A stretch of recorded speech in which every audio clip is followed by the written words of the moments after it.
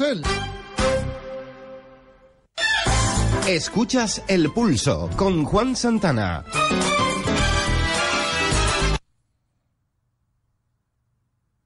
Son las 18:26 de la tarde en Canarias. Seguimos aquí en El Pulso. Y hablamos ahora con nuestra compañera María Montero. Y también vamos a hablar con el portavoz de la Asociación Independiente de Afectados del Banco Popular. Nuestra compañera en su programa pues ha estado hablando de este tema y hoy en esta tarde vamos a un poco a analizar por encima algunos temas del informe que está previo a la caída del Banco Popular.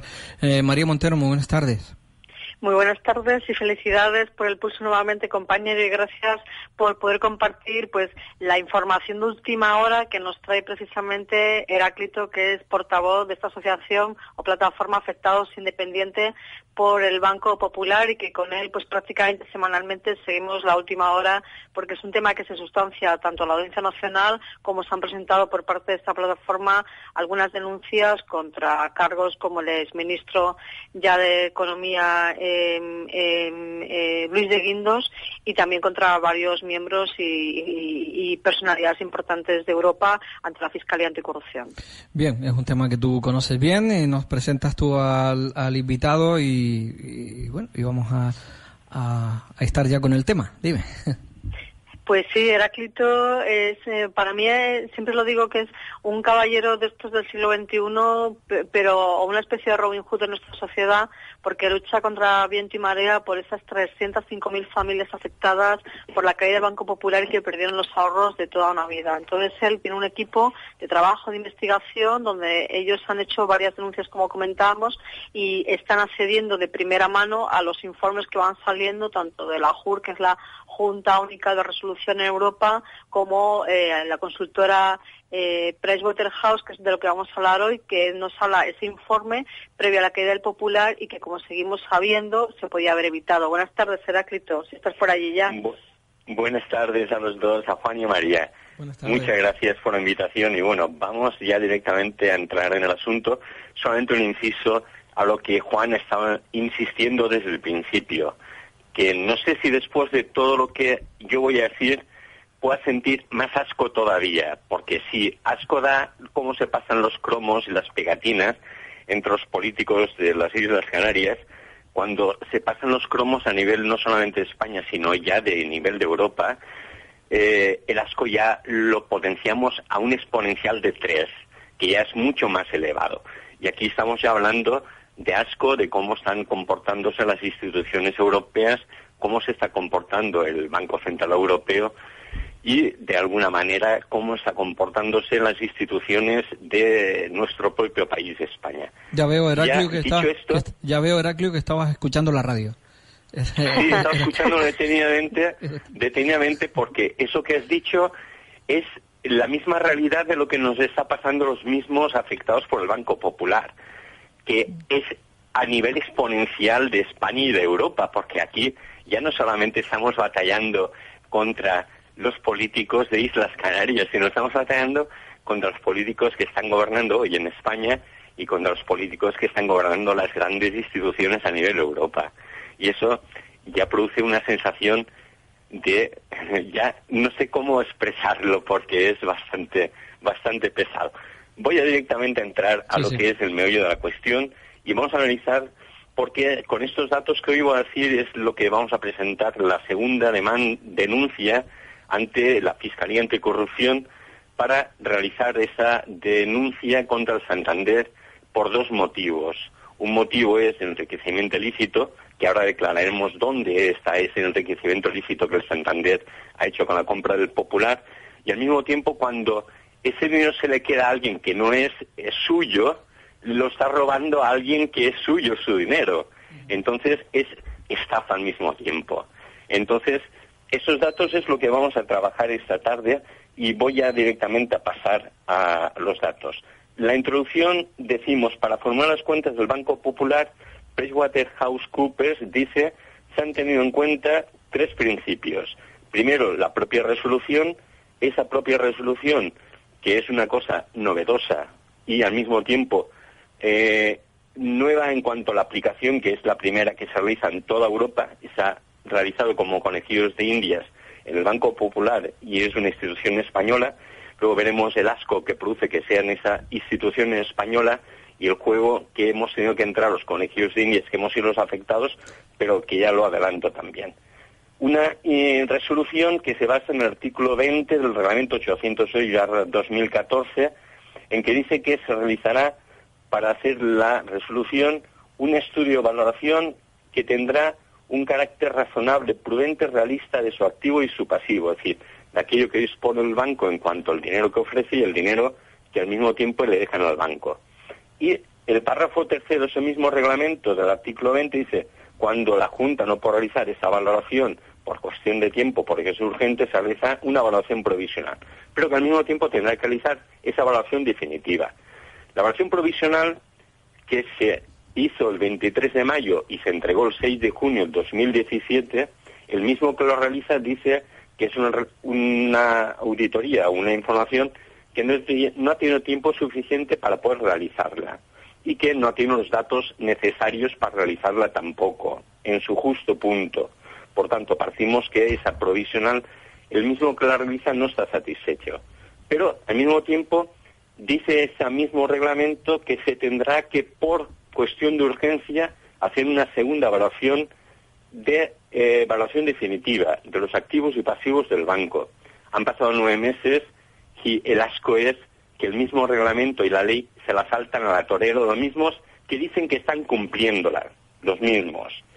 El segundo aspecto que tendrán en cuenta es el valor de mercado de los activos y pasivos. Bueno, el valor de mercado, luego hablaremos cuál es el valor de mercado, porque parece ser que aquí el valor de mercado solamente se entiende que es el que marca una de las partes, que al mismo tiempo se declara que es juez y parte de todo este asunto, en el tema de la resolución del Banco Popular. Y en cuanto que es juez y parte, él toma las decisiones y nadie le puede decir que no son las únicas y verdaderas. Se declara totum santorum, que llaman hoy. Y la tercera declaración que dice a la hora de formular las cuentas es la estrategia de venta acelerada en bloque y en mercado mayorista tras un proceso competitivo de activos relacionados con el sector inmobiliario, la cual se ha visto materializada con fecha 8 de agosto a través de la venta al fondo Blackstone. Y esas son las 3 cuentas que se tienen que tener y abordar a la hora de hacer la resolución del Banco Popular. Repito, propia resolución, valor de mercado de activos y pasivos y la estrategia de venta acelerada en bloque y en mercado mayorista.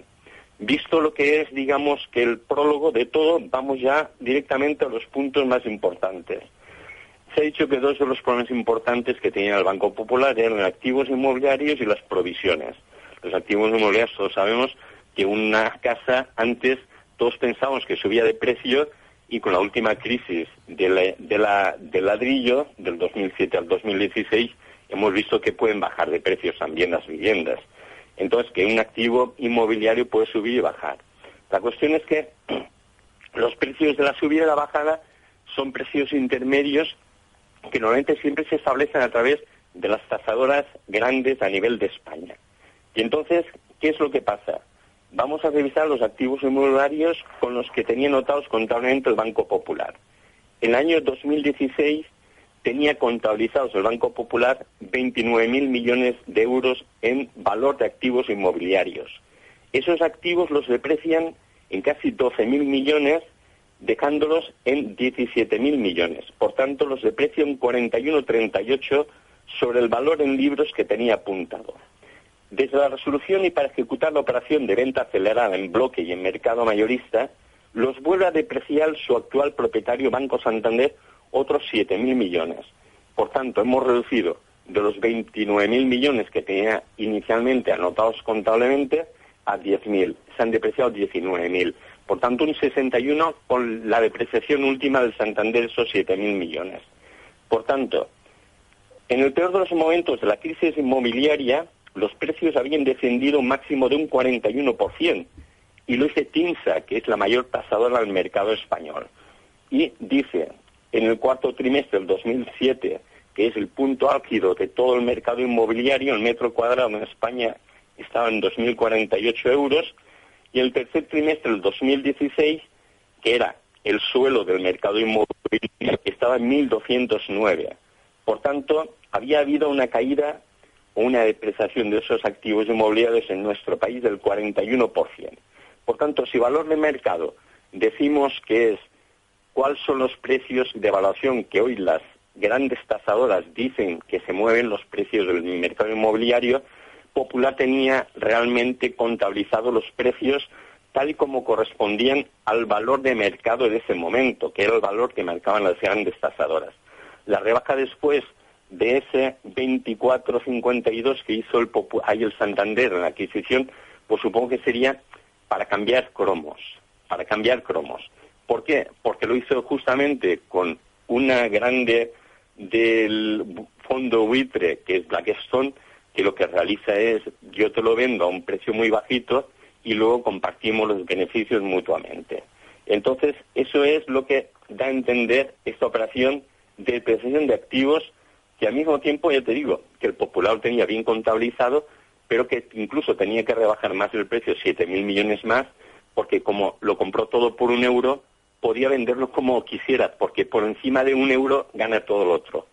Entonces, una depreciación realizada contablemente en los años justos 2016 y 2017, años en los que los precios del mercado inmobiliario español ha crecido un 10%. Luego, el precio de esos activos se ha realizado desde una evaluación razonable, prudente, realista, que marca el artículo 20 del Reglamento 806/2014, que tanto remarca el auditor PricewaterhouseCoopers como básico para hacer la evaluación contable a precios de mercado, o habiendo tenido todos los activos adquiridos por el precio de €1, vender por debajo del precio de mercado para hacer caja y conseguir el beneficio rápido y el crecimiento ilícito a costa de provocar la pérdida de los esfuerzos y sudores que habíamos depositado los accionistas y bonistas en el Banco Popular.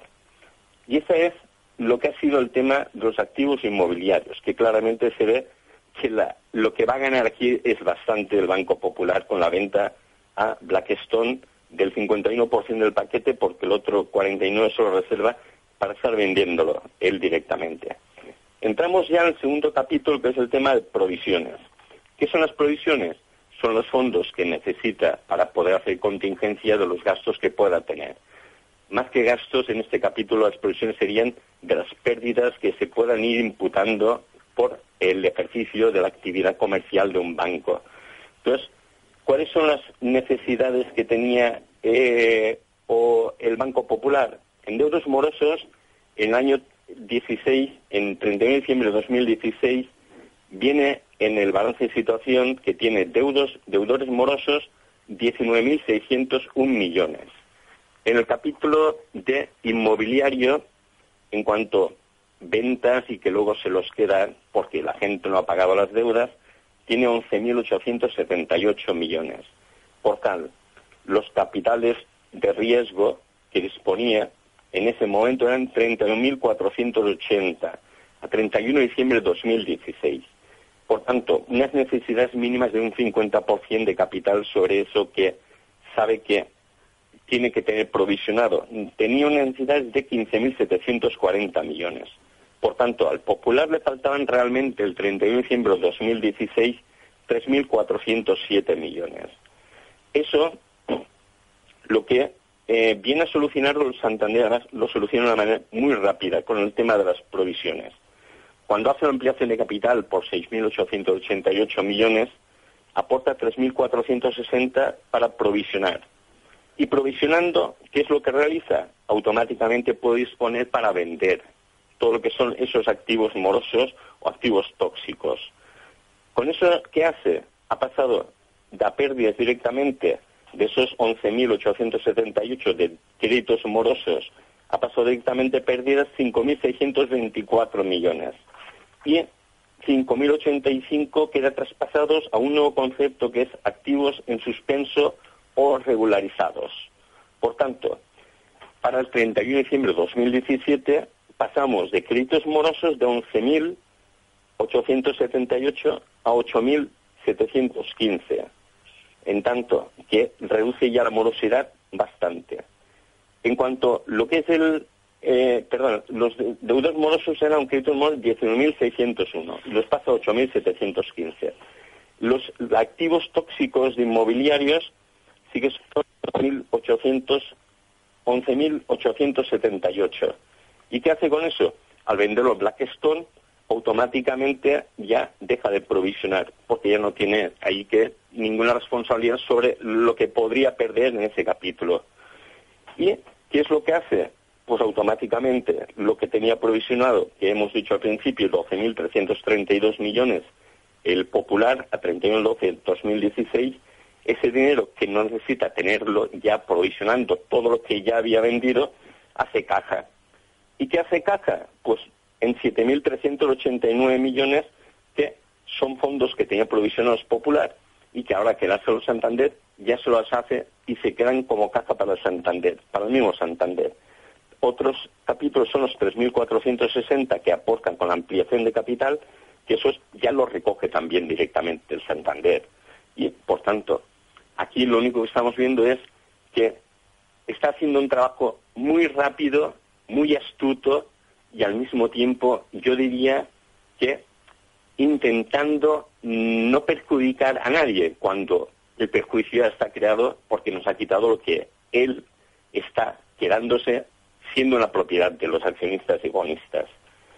Y en cuanto a lo que son provisiones, solamente provisiones del tema judicial, el mismo informe de Pricewaterhouse está diciendo que bueno, el banco ha hecho bien el trabajo y no necesitará más provisiones. En principio, las provisiones legales, el informe de Deloitte dicen que son 2.700 junto con las provisiones por empresas conjuntas. Ahora ha salido en el mismo informe, y esto es una novedad y una primicia que os voy a lanzar, porque eso es el huevo que todos estamos buscando. ¿Cuáles son los riesgos legales que imputa Deloitte en el informe de la CUR? ¿Y cuáles son las provisiones a empresas conjuntas? Pues los riesgos legales que imputa son 2.553 millones y las provisiones a empresas conjuntas por las pérdidas que pueden ocasionar 147 millones. Por tanto, las pérdidas que Deloitte en el informe que hace la CUR, 2.700, y que todos queríamos saber cuáles son esas cantidades desglosadas, os lo digo ya como primicia, 2.553 riesgos legales, 147 empresas conjuntas. Vamos a pasar ahora a el segundo capítulo, que son reservas voluntarias indisponibles. Y esa sí que es impresionante ya, porque las reservas voluntarias es, digamos, el capital social del banco. Y tú cuando haces una empresa tienes que suscribir, tú vas al notario, tienes que suscribir y desembolsar el capital. Bueno, aquí al Santander se le ha permitido todo. En tal manera que ha hecho lo que ha querido.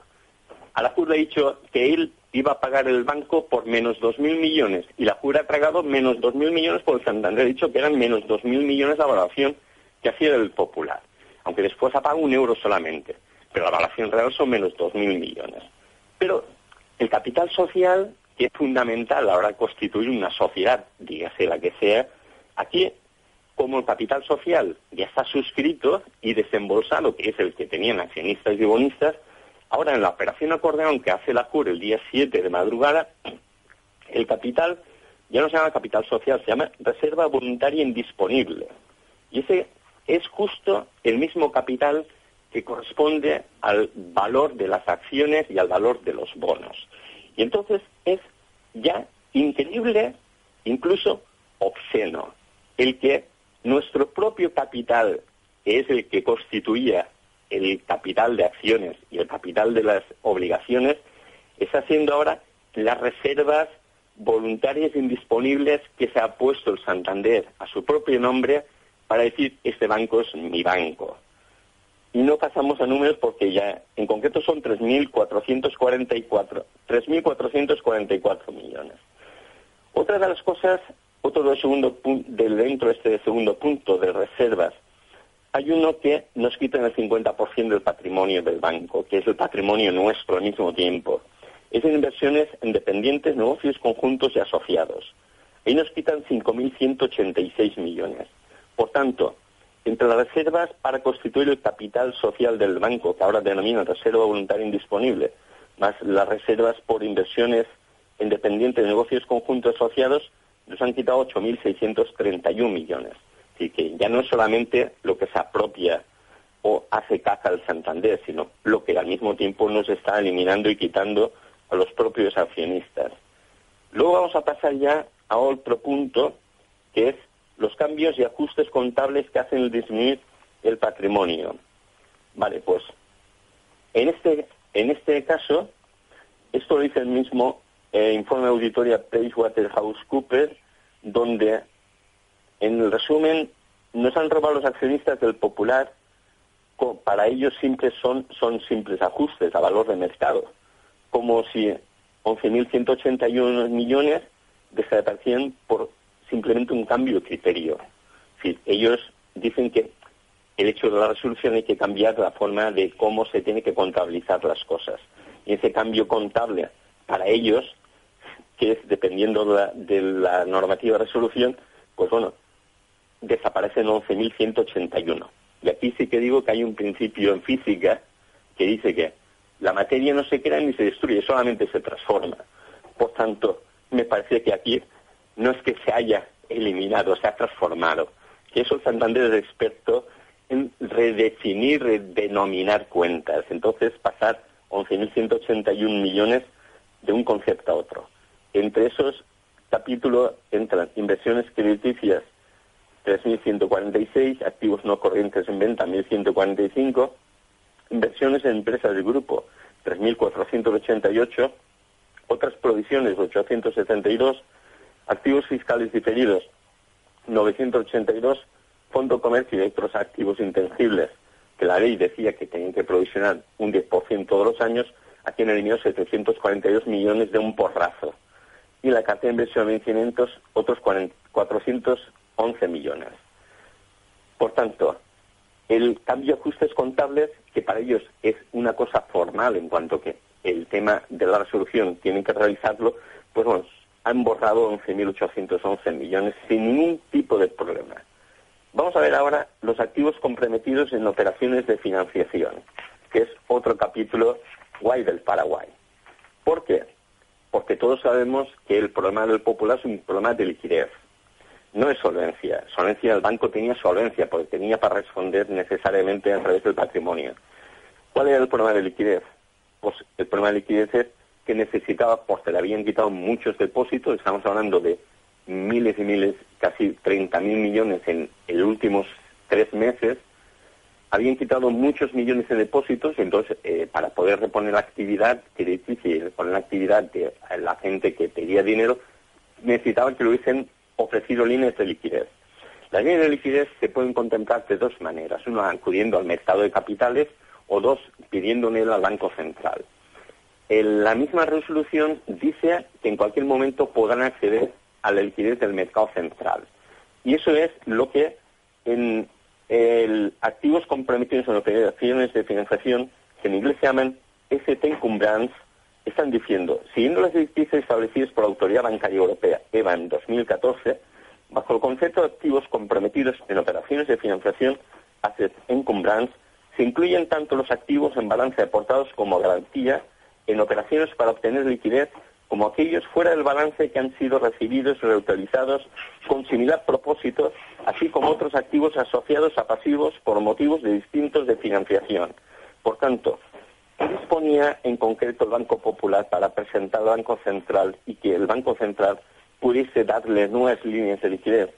Pues dice, en créditos y préstamos tenía 45.544 millones. En instrumentos de patrimonio, 190 millones. Valores representativos de deuda, 4.310 millones. Y otros activos, 17.492. Por tanto, los famosos colaterales, que llamamos aquello que tiene que aportar para que le hubiese dado liquidez el Banco Central, suman 67.537 millones. Lo dice PricewaterhouseCoopers.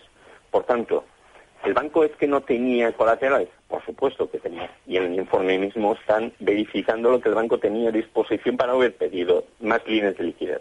Otra cosa es que se lo hubiesen dado. Y por último, vamos a entrar, porque nos quedan 4 minutos, vamos a entrar en el punto séptimo, bueno, después las conclusiones. Punto séptimo, las ratios de comparación. Mira, las ratios siempre son las medidas por las cuales sabemos el estado de salud que se encuentra cualquier entidad, digas empresa privada, empresa pública. Ratios son maneras de medir la salud de cada sociedad o cada entidad. Entonces, aquí tenemos unos ratios que nos miden ciertos coeficientes, y en esos coeficientes nos dicen, de acuerdo a los resultados del proceso de revisión y evaluación supervisora, SRP del Banco Central Europeo, establece para Popular en 2018 un requerimiento de capital CET1 de 8,57%. Esta ratio incluye un requerimiento regulatorio del 4,5%, un requerimiento por Pilar 2 del 2%, un colchón de conservación de capital de 1,88%, y, por su parte, el nivel de Tier 1 exigido asciende a 10,07% y el de capital total 12,07%. Eso es lo que exige el 2018 para el Banco Popular. Vamos a ver a la comparativa en qué es lo que estaba el Banco Popular el 31/12/2016 y las condiciones como se encuentra el 31/12/2017. Y vemos que el Tier 1, en concreto, estaba en 15,14 el 2016, mientras el Tier 1 el 2017 con Banco Santander incluido, no es que esté midiéndose el Banco Santander, sino que ya es el propietario, y está en el 12,24, por tanto hemos caído 3 puntos, no es que estemos mejor. Si vamos al CET1, pasamos del 13,82 en el 2016 al 12,24 en el 2017, hemos caído 1,60, que eso son cantidades muy importantes. Y para el coeficiente capital total, el 2016, la misma auditoría, porque esta auditoría ha estado 35 años en el Popular auditando las cuentas, por tanto, sabe perfectamente todas las cuentas de estos 35 años.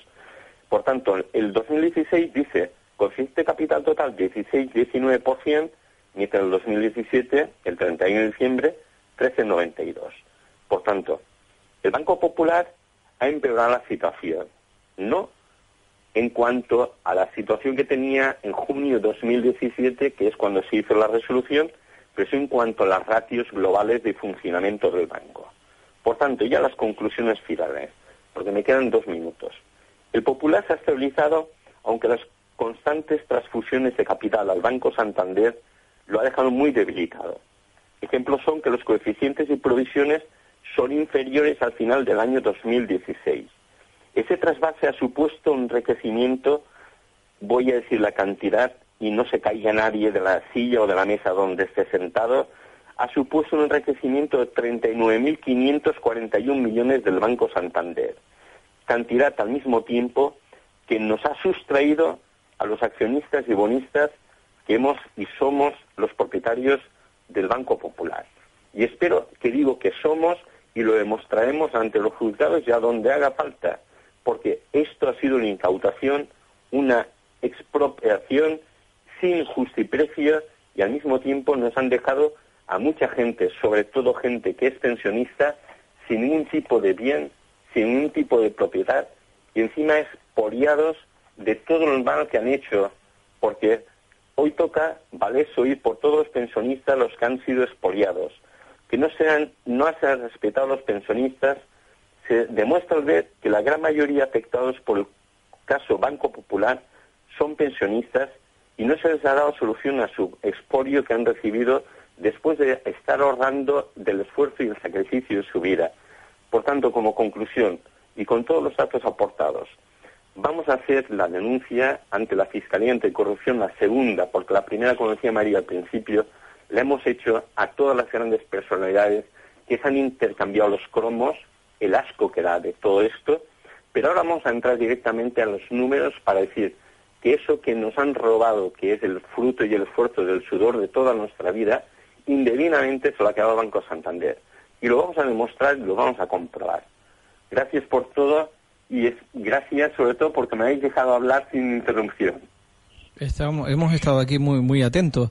Lógicamente, la política en Canarias, como decía en mi comentario y como yo lo decía que estabas escuchando porque no estás aquí en Canarias, para que comprueben los oyentes que no solamente aquí en Gran Canaria ni en Tenerife se puede escuchar Radio Las Palmas, se puede escuchar en todas las partes del mundo. Ahora mismo nos están escuchando incluso desde Argentina. Me está escribiendo el amigo Ernesto Fusile que después a las 9 tiene su programa de rock, o sea que por eso te lo decía, que me sorprendió un poco que estuvieras muy atento porque no estás aquí en Canarias, ¿no? La política... No, estoy en Valencia, ¿eh? Por eso... Bueno, todos los asociados de la Asociación Independiente Afectados del Popular, todos están escuchándote y somos de toda España. Por eso digo, y estaba muy atento aquí, la política canaria da asco, pero últimamente la palabra popular está que está dando mucho asco, ¿no? Estamos hablando de las pensiones, estamos hablando de lo que se está tratando de la vergüenza que se está tratando hoy en el Congreso de los Diputados, que si la prisión debe ser de una forma o de la otra. Los pensionistas que están ahí parece que están pidiendo un favor y no están pidiendo ningún favor. O sea que la palabra popular parece que en estos tiempos no está muy de acuerdo, ¿eh? No, yo continúo pensando que, a ver, indiferentemente de quién es el que gobierne, ¿sí? El político siempre tiene una función pública, que es mejorar la vida de la gente. Uh-huh. Y cuando esa función pública, que es mejorar la vida de la gente, no lo realiza, porque hay gente que está pasando verdaderos problemas, sobre todo el tema del Banco Popular, igual que en el tema de las pensiones. Sí. Yo creo que a esta gente habría que decirles adiós y fuera, adiós muy buenas, ya está. Sí. Mira, hasta aquí hemos llegado. Ahora que vengan otros señores que igual pues tienen otras ideas o igual están muy acomodados ya los que están ahí y entonces, oiga, yo no estoy diciendo que lo estén haciendo ni mal ni bien, a lo mejor vienen otros señores con otras ideas que serán mejores o peores, pero si no los tenemos no podemos decir nada, ¿no? Pero... Ahí está. Y sobre todo una cosa, ayer estaba viendo un vídeo que me pasaron por WhatsApp sobre los políticos en Suecia.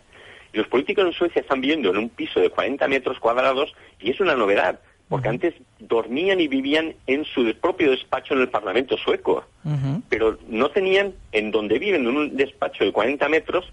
La gente lo que dijo es, a ver, nosotros les pagamos a ellos de nuestros impuestos, ellos tienen que vivir decentemente, pero no como millonarios, tienen que vivir como una persona normal. Eso es lo más normal, que el político se dé cuenta que está realizando un trabajo para la sociedad. Y que lo que no puede es estar viviendo por encima del salario medio que tiene cualquier persona normal. ¿Sabe qué me estás recordando? ¿Sabe qué me estás recordando? Cuando estuve en Inglaterra y me dijeron, mira, este es el piso de Angela Merkel.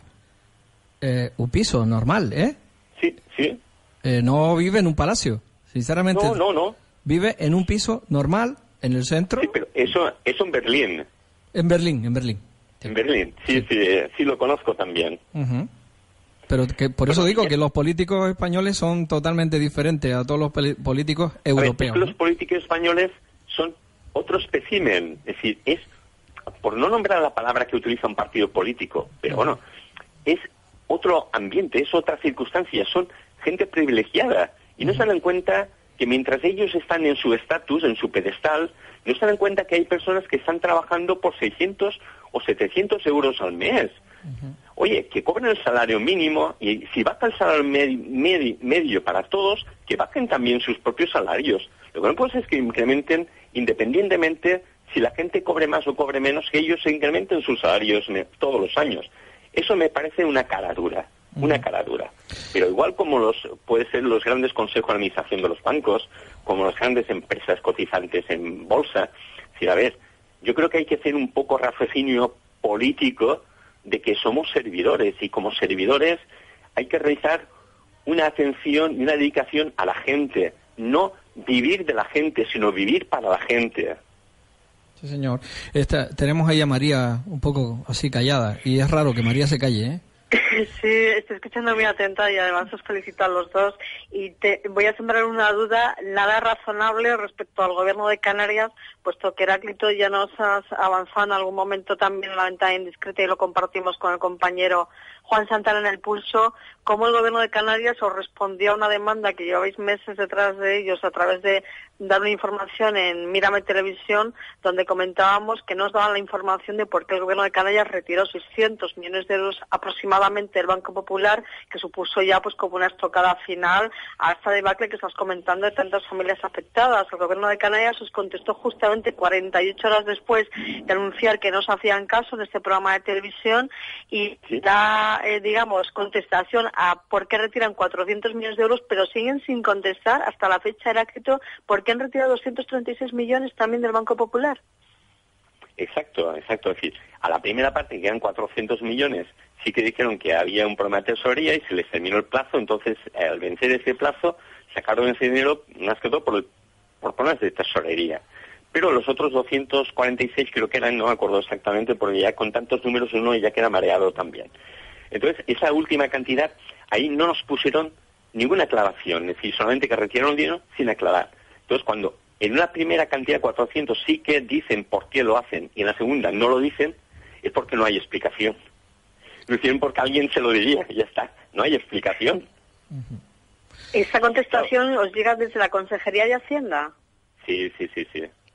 O sea que en este caso sería la consejera Rosa Ávila la que tendría que dar explicaciones pertinentes en el Parlamento de Canarias. Es que algún grupo político que nos esté escuchando, tanto del propio gobierno o de la oposición, esté dispuesto a preguntarle esto a la consejera de Hacienda. ¿Vosotros haréis llegar esta petición a algún grupo parlamentario de Canarias para que pregunten esto o como propia plataforma que esta pregunta se lee desde la mesa de portavoces al propio Parlamento? Es que no sabemos qué medios podemos utilizar para poder llegar a la mesa del Parlamento, o cómo poder, porque a ver, nos ha sido muy costoso, porque han estado pasándonos durante casi 3 semanas de un sitio al otro, que nos decían sí pero no, que ahora aquí no, que ahora en otro sitio, y al final nos han contestado después de 3 semanas. Y es que si hacemos más peticiones en algún sitio, yo creo que nos van ya a vetar completamente, porque claro, ya habiéndonos dado la información y que la estamos ahora publicando, pues se ve que igual les va a disgustar o molestar. Y entonces, bueno, pues no sé a dónde hay que dirigirse o con quién hay que ponerse en contacto para que hicieran esa pregunta y que al menos contestaran a nivel político dentro del mismo Parlamento canario. Es que ya entonces no lo sé, porque, a ver, yo soy de Valencia y yo no sé allí ni siquiera el partido que gobierna, disculpa, pero es que en estos momentos... Coalición Canaria en minoría, el Partido Nacionalista que lleva gobernando desde la democracia, siempre ha gobernado Coalición Canaria, excepto con alguna alternancia con el Partido Socialista y con Jerónimo Saavedra, por ejemplo, pero ha habido poca alternancia realmente. Sí te puedo decir que el Parlamento de Canarias tiene una disposición abierta a cualquier ciudadano o plataforma que quiera presentar una propuesta que puede ser recogida por la mesa de portavoces en forma de pregunta, en forma de propuesta para una PNL. Desde aquí, si te parece bien, compañero Juan Santana, desde Radio Las Palmas y El Pulso, nos podemos comprometer a hacerte llegar esa infraestructura de documentación para que puedas hacer al Parlamento de Canarias y que, bueno, que esta petición vuestra de que realmente conteste el Gobierno no solamente se quede en nuestro programa, sino que además llegue a altas instancias como tiene que ser y respondan donde les corresponde, que es en la Cámara Canaria. No, lo que me sorprende es que ningún partido político de Canarias, gobierno o en oposición, se hayan preocupado por este tema. Hay muchos ciudadanos detrás de este tema, votantes o no, pero hay muchos ciudadanos detrás y me sorprende que ningún partido político haya tenido la iniciativa de llamar a estas personas y decir, bueno, vamos a hacer una PNL o lo que sea, da igual. Me sorprende, la verdad. Sí, de hecho, el Gobierno de Canarias, al descapitalizar al Banco Popular, en esos días 5 y 6 de junio del 2017, que fueron claves para lo que está contando Heráclito, ¿no? Que se le vinieron abajo a 305.000 familias afectadas los ahorros de toda la vida, y especialmente a los pensionistas, como si ya tuvieran poco. Efectivamente, llama la atención que el propio Gobierno no cree algún tipo de ayuda o de fondo, o por lo menos interesarse mínimamente qué pasó con las familias canarias. Sí, a ver, estamos intentando que al menos alguna administración pública dé alguna explicación lógica, convincente y razonable. Bueno, eso es difícil, ¿eh? Eso es difícil, Eric.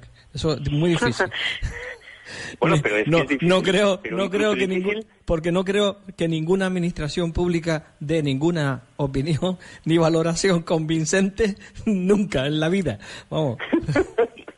Bueno, pero independientemente si la dé o no, que luego podrá contar una historia, pero a alguno a lo mejor se le escapa. Pero convincente esa historia no creo. Ha sido porque alguien se lo ha chivatado. Sí. Y por tanto ya con eso me conformaría, que alguien me dijera realmente cuál fue el motivo por los que las instituciones públicas españolas retiraron más de 8.000 millones desde el 30 de abril hasta el 6 de junio. Bueno, en un mes y pico. Presumo que no te lo van a decir. Oye, no, a ver, solamente me lo ha dicho el Ayuntamiento de Barcelona y es con el argumento que le habrán dicho desde el Ministerio de Economía. Ese argumento me lo conozco, pero alguna vez sí se le escapa algo más. Bueno, pues es solamente eso, si se le escapa algo más. Pues nosotros intentaremos acercarte a esta infraestructura para ver si hay posibilidad. Bueno, no sé. Y un saludo a todos los afectados que nos escuchan a través de Internet, si están escuchando Radio Las Palmas en cualquier parte del mundo y en cualquier parte de la península y en cualquier parte de las islas.